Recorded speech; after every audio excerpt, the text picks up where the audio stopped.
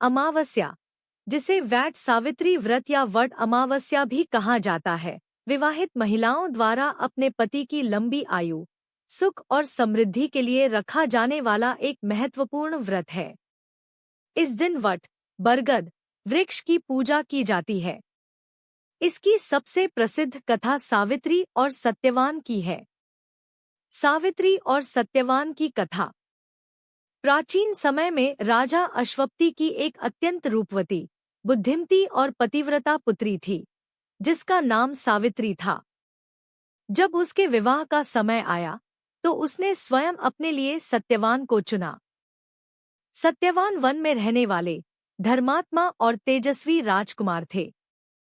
जब ऋषि नारद ने यह बताया कि सत्यवान अल्पायु है और विवाह के 1 वर्ष बाद उनकी मृत्यु हो जाएगी, तब भी सावित्री अपने निर्णय से नहीं डिगी।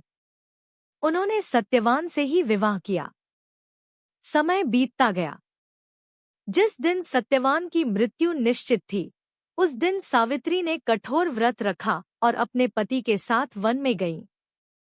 वहां लकड़ी काटते समय सत्यवान को चक्कर आया और वे सावित्री की गोद में सिर रखकर लेट गए। तभी यम उनके प्राण लेने आए। यमराज सत्यवान के प्राण लेकर चल पड़े। सावित्री भी उनके पीछे पीछे चलने लगी। यमराज ने उन्हें लौट जाने को कहा, लेकिन सावित्री ने धर्म, निष्ठा और पतिव्रता धर्म पर ऐसे गूढ़ वचन कहे कि यमराज प्रसन्न हो गए। उन्होंने सावित्री से वर मांगने को कहा। सावित्री ने पहले अपने साससुर की नेत्र ज्योति और उनका खोया हुआ राज्य मांगा। फिर अपने पिता के लिए 100 पुत्रों का वर मांगा। अंत में उन्होंने स्वयं के लिए भी सत्यवान से 100 पुत्र होने का वर मांग लिया। यमराज ने वरदान दे दिया। तब सावित्री ने विनम्रता से कहा कि बिना पति के 100 पुत्र कैसे संभव है। यमराज उनकी बुद्धिमत्ता, निष्ठा और पतिव्रता से अत्यंत प्रभाव हुए। उन्होंने सत्यवान को पुनर्जीवन प्रदान कर दिया।